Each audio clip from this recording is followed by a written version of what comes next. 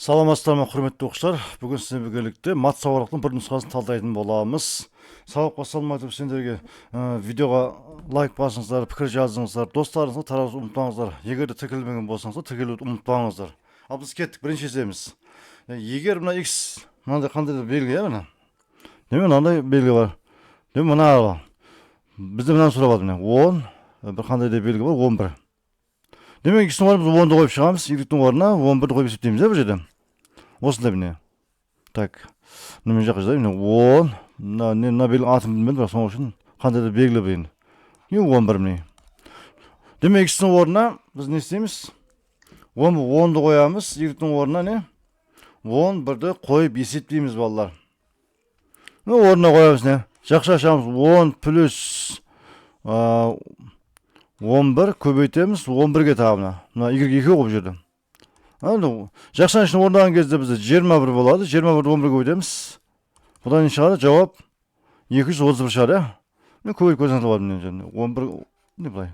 1-1-ің 11, 1-2-ің немесе 21 болады. Мынау да 21. Қосқан кезде не болады? 1, 3, 2. Осылай жауап шығарыңызды болады. Калькулятордың керек жоқ. Немен жауабы 231 болады. Көрдіңдер ғой? Енді бұл есептер оң есептер балалар. Амалды білсеңдер, ол есеп қиын болмайды балалар. Да келесі.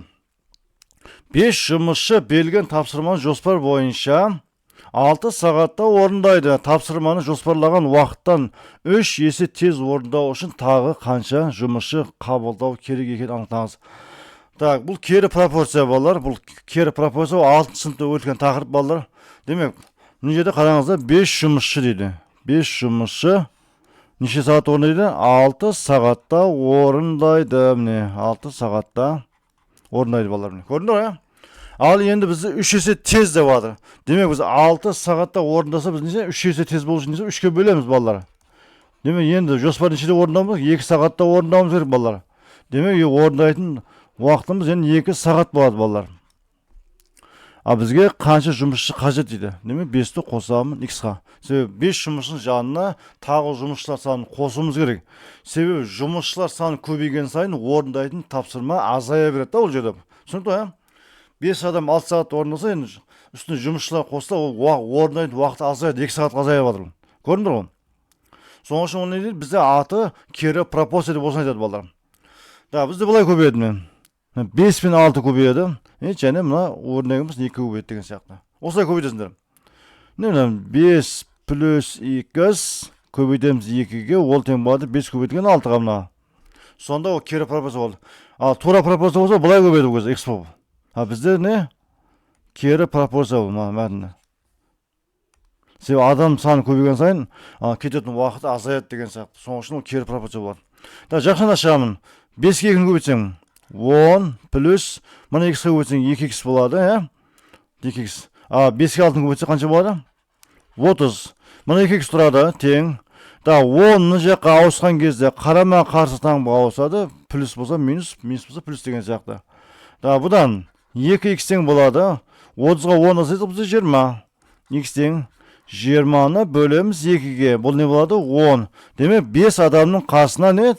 Тағы плюс 10 адам қосымыз керек. 15 адам болып. Демек 15 адам болса, ол не? 2 сағатта орындайды.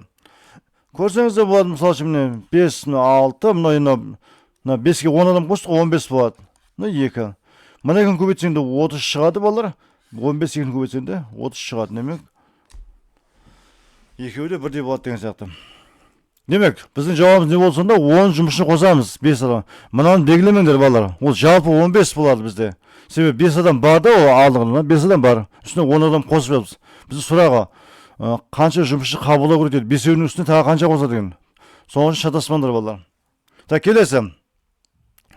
Мына сұрақ белгінің орнына санды анықтаңыз дейді. Енді бұл жерде көп адам қиналады, бұл жерде жоқ. Бұл жерде қиын ештеңесі жоқ балалар. Да, міне жазамын. 3-тен 1, нүкте өтір, 9-дан 4, нүкте өтір. Мына жерде тасып кетен қазір сан.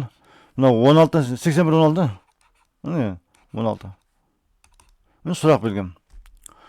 Мына жерде қара сендер жазып қойды, байқасаңыздар. Мына жазып қойды. 3-те 1 қойды. Ол қысқартылған ол балалар. Бұл қысқартылған. Так, енді қараңыздар, мына жерде 3, мына жерде 3-ке көбейіп жатыр, ә? 3, 9, тағы 3 көбейтсең қанша болады? 27. Демек біз мынаны нешеге көбейтеміз? 9-ға көбейтеміз. 9 көбейді 1-ің. 9, 9-ға 3 көбейтсең 27, міне. Не көрдің? 3 болды бірінші. 3-ке 3 көбейтсең 9 болады, 9-ға 3 көбейтсең 27, 27 3 көбейтсең 81. Демек бөлшектің бөлімі не болады бұл жерде? 3-ке көбейіп жатыр. Демек 3-тің дәрежесі. 3-тің 1 дәрежесі, 3-тің 2 дәрежесі, 3-тің 3 дәрежесі деген сияқты, ә? Аламда не бар бұл жерде? 1, 4, 9, 16. Ол әрбір натурал санының квадраты. 1-дің квадраты 1-ге, 1-дің квадраты төбедегі, 2-ның квадраты 4 деген, 3-дің квадраты 9, 4-дің квадраты не болып тұр жерде? 16 болып тұр. Келесі санымыз не болып сонда? 5-дің квадраты болады, асты 81-ді 3-ге көбейтеміз балалар міне. Сонда мынау 25 болады, мынау бөлімі не болады? 243 деген жауап міне қай вариантта болады? Міне В вариантында болады балалар. Міне көрдіңдер ғой? Бұл жерде мына сан жасырып қойған. 9-ға қысқартып жіберген, 27-ден 9 деген сан бұлай жасырып қойған міне. 9-ға қысқартқан мына 1, мына 3 деп. Сол кезде көп адам ойланып қалады, мына қандай заңдық деп. Бұл жерде ешқандай қиын ештеңесі жоқ есептердің. Так, келесі. Тапсырмамыз. Суретте 3 бұрыштың ішіне квадрат сызылған. Демек, мұна квадрат деген шаршымды. 4 қабырғасы тең деген. Бояған бөліктің периметр сұрап жатыр. Бояған бөліктің периметрін, 3 бұрыш периметр сұрап жатыр. Бізге не 3 қабырға керек мынау. 3 қабырғаны тапсақ, сонда не болады? 3 бұрыштың периметрін табуға болады деген сияқты. Жарайды, мынау бізде шаршы болғаннан кейін 4 см жерде. Демек, мұнда 4 болады. 4-тен болады деген сөз. Бізде мына жағы 3 қой, мен айтып қойдым міне өзі. 3. Бізде мына жерде не болды бұл жерде? Тік бұрыш 90 градус. Мына 3 бұрыш не болды бізде? Мына 3 бұрышымыз тік бұрышты 3 бұрыш болды балалар міне. Енді тағы айтатын болсақ, бізде Пифагор теоремасы бар, 3, 4, 5 деген. Мына жағы 5 болады. Енді көрсетейін, қалай 5 қайдан шығады. Енді көп жазып қойын. Пифагор теоремасы. Енді кейбір оқшауын білмейді, соны жазып қойып жатырмын. Демек, 3-тің квадраты плюс 4-тің квадраты сын табу үшін. Түбірасында болады, балалар. 3-тің квадраты, 4-тің квадраты.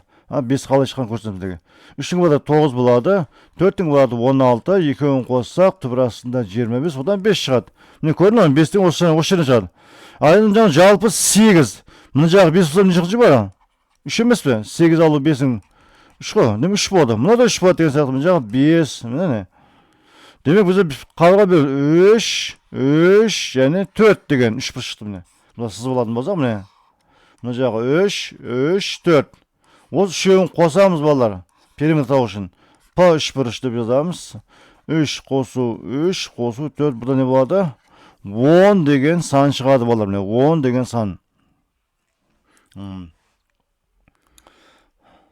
Демек түсінікті ғой, бұл жерде Пифагор теоремасын пайдаландық, мына шаршының қасиетін пайдаландық, ережесін. Арға 3 бұрыштың қабырғаларын таптық деген сияқты. Келесі. АВ, асы 2 таңбалы сандар, ал АВ-сы 3 таңбалы сан. АВ-сы плюс АВ азайту асы өрнегі мәні қандай болады? Балалар, енді бұл жерде есеп өте оңай, соған кішкене мән берсеңіздер, қиын емес. Сендер бар ма, бұны баған түрінде қоссаңыздар, бұл есеп оңай шығады балалар. Жақсы, біріншіден жазамын, 3 таңбалы санды, міне, АВ-сы 3 таңбалы сан дейді. Қосамыз неге дейді? Міне, АВ 2 таңбалы сан. Азайтамыз, асы 2 таңбалы санына. Міне, осылай шығарасыздар, міне. Так, бірінші мұны екеуін қосып, мұны азайтамыз. Демек, С плюс В болады. Бірліктер де, ол жерде бірліктер. Азайтамыз. Бұл жерде қараңыздар, С-лар не азайып кетеді? Мінеді В қалмай ма? В қалады бұл жерде. Себебі, С-ға В-ны қосып, азайтсаң, мысал үшін 4-ке 5-ті қосып, 4 азайтсаң, қайтадан 5 шығады, мысал үшін 4-ке 5-ті қосып 9, 9 алу 4-ін қайтадан 5 шығады деген сияқты. Нәрсе ол нәрсе. Жарайды. Келесі. АВА. Неме, В-ны қосамын Аға, азайтамын Аға мінені. мына екеуі қосылады ма екеу? В. Аны азайтамыз. Сонда қайтадан В-ның өзі шығады бұл жерде. Көрдіңдер ме? В. Түсінікті болды ма балалар? Осылай шығарады міне. Мына жерде А-ның өзі жазылады. Немен айтады? А, В деген 3 таңбалы санымыз шығады екен. Егер түсінбесеңіздер, сан қойып есептесеңіз де болады. Мысалы үшін міне. А-В-ны деп алайыншы міне. А-В деген таңбалы мен өз ойыммен жазайыншы міне. 3-4 деп алайын міне, 3-4 деп. Асы. Енді А3 5 деп алайын. 3-5 деп алайыншы. 35. Сонда А-В-сы. Демек бізде А3, В4, С5 деген сияқты да. Сонда 345-ті қосамыз. Сан қойып есептесеңіздер болады. Егер мына түсінбесеңіздер, балалар міне. Осы сан қойып есептеңдер. Мына 4 мынау. А-В бізде бұл жерде 34. Асы бұл жерде неше болады? 35. Міне. Мына азайтасың. Екеуін қосып. 4-ке 5-ті қосып, 5 азайтар. 4 шығады, жарайды. 4-ке 3-ті қоссаң 7, 3-ті азайтсаң, қайтадан 4 шығады. Мына 3-тің өзі бар. Сонда міне, бізде А3-ке тең еді, мына В4 еді. Демек В деп. Осылай тең мына жауапты алып белгілей бересіңдер. Енді сан қою арқылы шығару бұл. Енді тағы да бір әдісі ғой балалар. Келесі. Қырының ұзындығы 5 см болатын кубтың бетінің ауданы. Куб бетінің ауданы балалар. Енді куб сызайым жерді. Мынадай 4 бойынша. Куб. Енді барлық қырлар тең болады ол жерде. Мінекей. Бұлай, енді қолдан келгенше түзу суарек жасаймын мінекей. Міне. Енді жағы енді сызық болады. Бұл жерде қараңыз, қырының ұзындығы 5 болса, барлық өлшемдері 5 қой. Биіктігі ені бәрі 5 болады. Кубтың бетінің ауданы деп. Демек бұл жерде екі түрлі аудан бар. Bir бетінің ауданы деген бар, толық бетінің ауданы деген бар. Демек бұл жерде ештеңе айтылмаған. Кубтың бет деген болса, оның барлығы мына бөлменің асты үсті 4 жағы. Демек неше жағы бар бұл жерде? Мына 1 жақ, мына 2, мына 3 жақ, мына 4, асты 5, тағы бір қай бір жақ қалды? Мына жақ қалды, бер жағындағы. Сонымен 6 болады барлығы. Демек 6А квадрат болады деген. Себебі әрбір қабырғасы шаршы ғой бұл жерде. Ұзыны ені бәрі 5 метрден болған, 5 сантиметрден болған. Мынадай да міне. Мына 5-5-тен 5, 5, 5, 5. Сол бір мынандай жақтың 6-ау бар да ол. 4, мысалы бір бөлме алсаң, асты үсті 2 бөлме, 4 жағы бар. 4 дүй болды, бір бөлме үшін. Жалпы 6 жағы бар деген сөз да ол жерде. Демек, А квадрат. А квадраттың жерде неше 6-ау бар деген сөз. Соның үшін 6-ға көбейіп жатыр. 6А квадрат деген сөз. С ТБ-да, толық бет ауданы. Демек, 6-ға көбейтемін 5-тің квадратына. 6 көбейтемін 25 болады. 25-те 6-ға көбейтсең қанша болады? 150. Көбейтіп беремін мысалы. 30, 3 бойда, мынау 12, мынау 6-ға 3-ті қоссаң 150 болады деген сияқты. Осыны үйреніп қоя беріңдер балалар. Баған түрінде көбейтуден біліп қойсаңыздар болады балалар. Не бізді сұрап жатқандарымыз да болады балалар. Жақсы. Келесі тапсырмамыз балалар. Суретте тік бұрышты параллелепипедтің құралған фигура берілген барлық қырлардың ұзындықтарының қосындысын табыңыз. Демек, қырлардың ұзындықтарын қосып шығамыз. Жақсы, енді балалар, мына жағы 6 болса, мына жағы неше дейді? Мына 2 ғой мына. 2. Демек, биігі 8. Демек, бұл жерде не болды? Кубты қырқаны, куб емес, тік бұрыш параллелепипед. 8, 8, 3 деген, ені 3 ғой бұл жерде. Жарайды. Енді бұл жерде, мысалы үшін, барлық қырларын есептейді. Мынау 3 болғаннан кейін, мына 3. Мына жерде 3 болады деген сөз. Мына жағда 3. Мынада 3, мына қарама қарсы. Демек, мына 4 бұрыштың периметр табамыз, мына қырларын қосамыз. Осыны қосып шығамыз не болды. Сонда 4 3-ің бізде 12 болмай ма? Плюс 12 болады. Енді мынау кетті енді, мынау кетті бізде. Енді мына жағын қараймыз, мынау қанша, мынау ұзындығы қанша дейді. Мына биігі 8 еді ғой жалпы мынау. Мына биігі 8 еді, мына 2, мына 6 қоссаң 8. А мына жағында 5 бар, мына жағында сонда неше қалды? Тағы 3 қалады. Міне. Мына 5 кетті, 8-дің 3 қалады мына жерде. Мына жерде 3 болады. Мына 3 болады. А біз мына 3 есептеліп кетті балалар, мына 12-дің ішіне кетті бұл.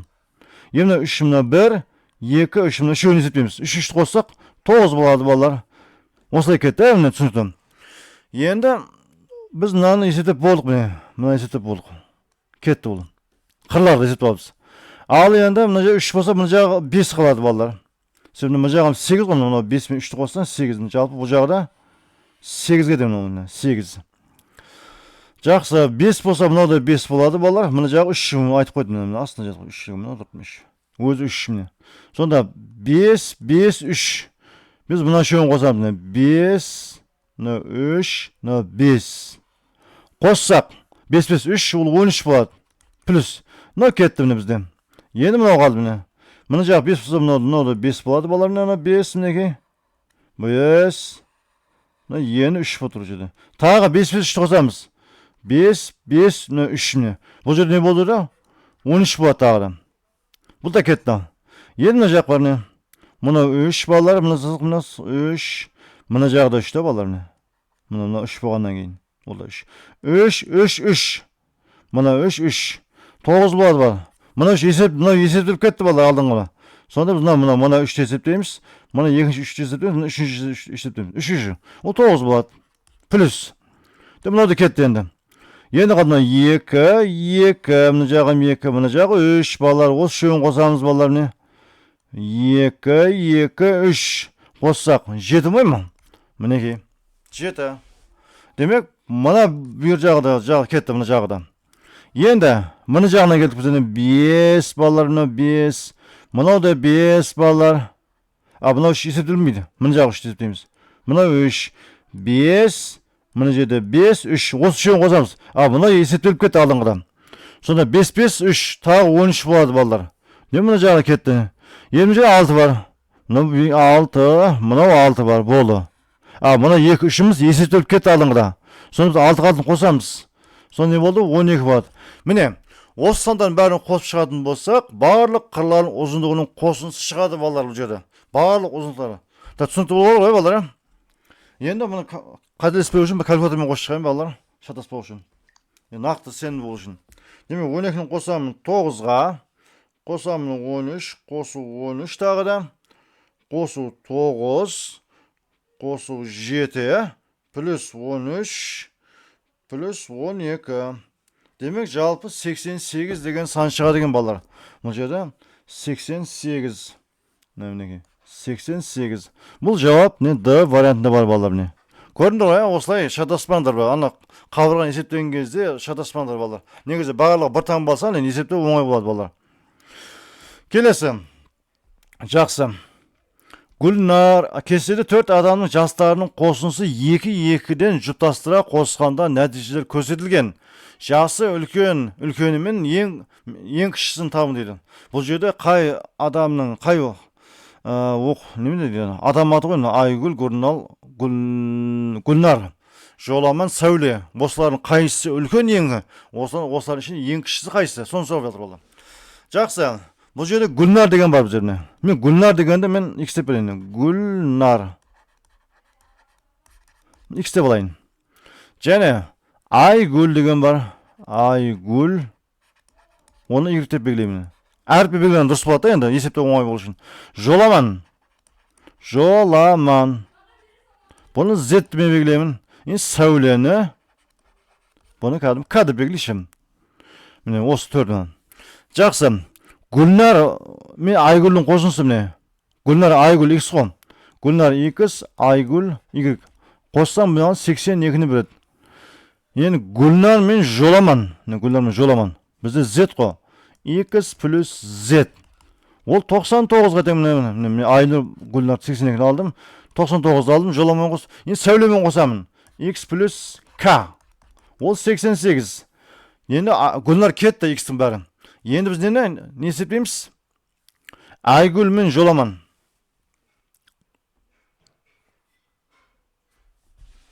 Айгүл мен Жоламан деме, ол жерде X мына неге болады? Y плюс Z. Ол 87-ге де Айгүл мен Жоламан. Айгүл мен Сәуле. Y плюс K. Ол 76-ға де 76 Қазір бір көрсетеміз, оны негізі қиын есеп емес балалар. Соң үшін оңай жолмен болса да әрекет жасап отырмын қазір. Келесі, ең соңғысы 93. Жоламан мен Сәуле. Немізі Z плюс K. Ол тең болады 93-ке міне. Ең соңғысы міне. Міне осы жүйені құрастырамыз балалар. Балам. Жақсы. Енді байқасаңыздар 3 x-тардан 3-і бар, y-тардан 3-і, міне y-тардан. Әр қайсы 3-3-ден бар балалар, байқасаңыздар. K-дан 3-і, Z-ден 3-і. Демек барлығын қосқан кезде бізде не болады? 3 көбейтілген x плюс y плюс z плюс k шығады. Бұдан шығады. Мына 4 санын қосып, 1, 2, 3, 4, 5, 6 барлығын қосып шығамыз балалар. Қосып шығамыз, бәрін қосып шығамыз. Міне. Так, бәрін қосып шығайын балалар. Демек 82-ні қосамын 99 плюс 88 қосу 87 плюс 76 қосамыз 93-ке. Демек 525 деген сан шығады деген балалар. Мен барлығын қосып шықтым. 525. Енді 3-ке бөліп жібереміз. Демек 4-інің қосынысы шығады да бұл жерде. 525-ті бөлем 3-ке. Бөлу 3. 175. Демек, мына 4 оқушының салмағы мысалы 175 болады деген. Мына 4 адамның қосынысы бар. Мына салмақтарының қосынысы не болып бұл жерде? Жастардың қосынысы деген. Жастардың қосынысы.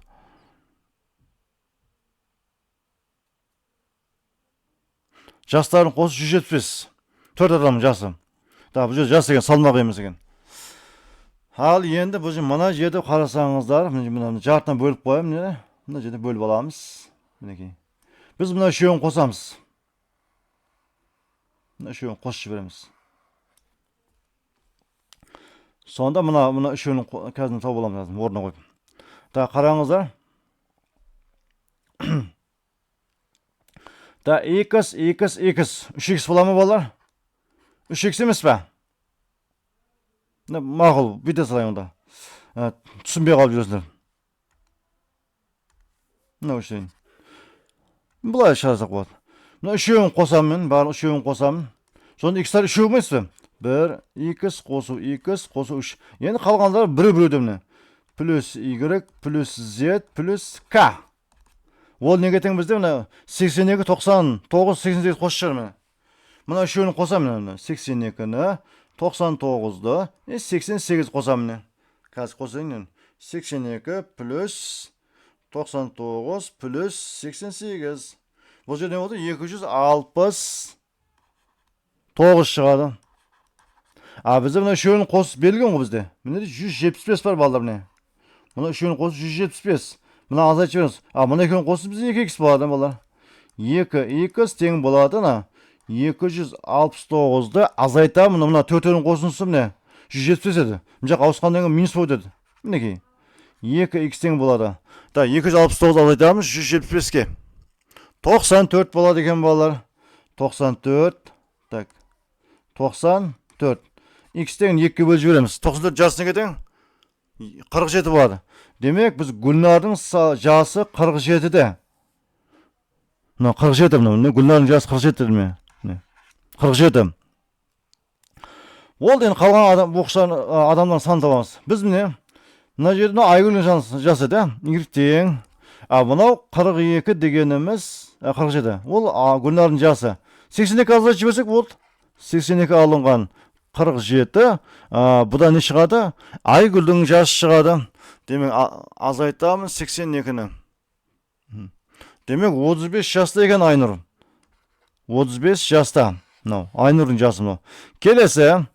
Енді мына жерде қараңыздар, мына екіншісіне Z қосу керек. Мынау 42-ді 47 ғой.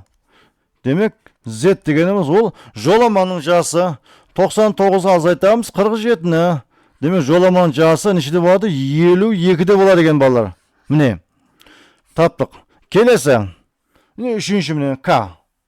Мынау 47-ді X-іміз. 88 азайтамыз. K тең 88 азайтамыз 47-ге. Демек K неге тең болды? 41-ге емес па? 47 міне 47. 35, мына 35, мына 52. Барлығын қоссам маған 175 береді ма? Міне есептеп көрейін. 47 қосылған 35 тексеп көреміз да енді. Одан кейін жоламан жасы 52-де, 41-де. Demek төртеуін қоссаң бізге 175 береді екен. А бізде сұрақ. Жасы үлкені мен ең кішісі. Да, бұл жерде 47, 35, 52, 41. Бұл жерде қайсы үлкен? 52 ең үлкен екен. 52. 52 кімнің жасы бол? 52 жоламанның жасы бол. Z қой жоламан. Жоламанда міне жоламан бар міне дұрыс міне екі жауапта. Бұдан қате мына екі жауап. Алып тастаймыз. Аха. Енді В мен Д-ның біреу болады жауап. Ең кішісі қайсысы дейді. Ең кішісі 35 жас. Айгүлдің жасы екен демек. Айгүлдің жасы мына Айгүлдің. Айгүл ғой міне. Демек жауабы міне Д вариант болады екен. Мына вариант дұрыс болмайды екен. Енді қиын да болса да оңай жолымыз түрі әрекет жасадым балалар. Кішкене теңдеу жүйесін білу керек бұл жерде шынымен. Енді басқа да жолы бар шығар, бірақ енді өзім осы тәсілмен шығардым балалар. Келесі тапсырмамыз балалар. Кестеде оқушылардың жас аралықтарына бөлінген мәліметтер берілген. 11-18 жас аралығындағы қыздар саны, ұлдар саны қанша артық екенін анықтаңыз дейді. Енді бұл жерде 11-15 жас деген бар мен. Ол не бізде 168. Одан кейін 16-18 жас деген бар. Ол 152. Бізде не сұрап 11-ден 18-ге дейін. 11-ден 18-ге дейін. Демек сон 168 плюс 152 қосамыз. Ол 320 береді балдар. Мұны ұлдар саны. Енді 198 бар. Міне 154 бар міне. Дәл сол жақта. 198-ді қосамыз 154-ке. Бұны қоссақ 12 бір ойда 42 бола ма? Жоқ. 14, 15, 52 болады. 352. Мұны қыздар саны. Екіні азайтамыз. 352 балдар. 350. Қыздар саны 352 болды. Азайтам 320-ға ұлдар санына. Сонда 32-ге артық екенде С вариант. Оңай бұл жерде барлығы. Қиын емес балдар. Келесі. Суретте көрсетілген фигура периметрінің өрнегін көрсетіңіз дейді. Мына жерде А болса, мынада А. Демек 2А бар. Енді мына жерде қарасаңыздар, мына бір сыз жіберсеңдер. Мына ұзындық бар ма? Мына қандай дегенде, мына алқа. Мына 60 болсаңыздар, міне. 60 керек емес. Мына жаққа сызып қойыңдар. Ол жерде бір В болады. Демек, бізде 2А бар, плюс 2В бар. Мына 60 біздер. Ол мына жаққа сыздық міне. В-ның ұзындығы кетіп қалды ол. Енді Д-ны қараңдар. Мына жерде тұқы міне. Мына жерге дейін. Д-дан 2 бар міне. 2Д бар. Ал енді С-ны қара. Мына сызықты алып тастайтын болсақ, мынаға жалғайтын болсақ, бұл да С ғой міне. Көрді, мына керек міне алып тастақ міне. Орын жаққа сызық. Демек, мына ұзындығы С-ның ұзындығы тең бар. Бұл да С. Демек, 2С бар. Осында оңай жол бар. Екінші қажы бетін болсақ, А плюс В плюс, енді алпайт бойынша С жазылады, одан кейін Д. Міне осы оңай жолмен шығару бар. Мұның жауабы не? Д вариант болады балалар мінекей. Егер де видео ұнаған болса балалар, лайк басыңыздар, пікір жазыңыздар, достарыңызға таратыңыздар, және де тігілмеген болсаңыздар, тігіліп қоюды ұмытпаңыздар балалар. Сау болыңыздар.